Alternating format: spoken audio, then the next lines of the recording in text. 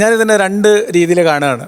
ഒന്ന്, അച്ഛനും അമ്മയും മകൻ മരണപ്പെട്ട വേദനയിൽ ഇരിക്കുകയാണ്. അപ്പോ അനിൽ സാറ് പറഞ്ഞു ഒരു ക്രൂരമായിട്ടാണ് പറയുന്നത് പറഞ്ഞിട്ട് യാഥാർത്ഥ്യങ്ങൾ പറയുന്നു. നമ്മള് യാഥാർത്ഥ്യങ്ങളെ യാഥാർത്ഥ്യങ്ങളായിട്ട് ഉൾക്കൊള്ളാനുള്ള ഒരു അവസ്ഥയിലേക്ക് മനുഷ്യൻ എത്തുക എന്നുള്ളതാണ് ഇതിനൊക്കെയുള്ള പരിഹാരം. ഇവരുടെ കാര്യത്തിലേക്ക് വരുന്നതിന് മുൻപ് എന്താണ് ഈ മരണാനന്തര ജീവിതം?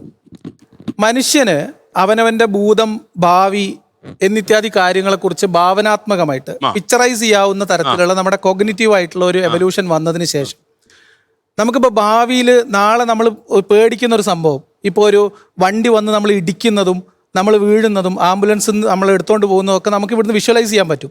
കഴിഞ്ഞ ഓർമ്മകൾ നമ്മളങ്ങനെ വിഷ്വലായിട്ടാണ് ഓർമ്മിച്ചു വെക്കുന്നത്. ഈ കാര്യങ്ങളൊക്കെ ഈ ഒരു ശേഷി മനുഷ്യൻ ആർജിച്ചതിന് ശേഷം മനുഷ്യന് മരണം എന്ന് പറയുന്ന ഒരു യാഥാർത്ഥ്യത്തെ ഉൾക്കൊള്ളാൻ കഴിയാത്തൊരവസ്ഥയിൽ ഇതിനെ മറികടക്കാനുള്ള തത്രപ്പാടിൽ, ആ ത്വരയിൽ മനുഷ്യനുണ്ടാക്കിയ ഇതുപോലെയുള്ള ഭാവനാത്മകമായിട്ടുള്ള കഥകളാണ് മരണാനന്തര ജീവിതം.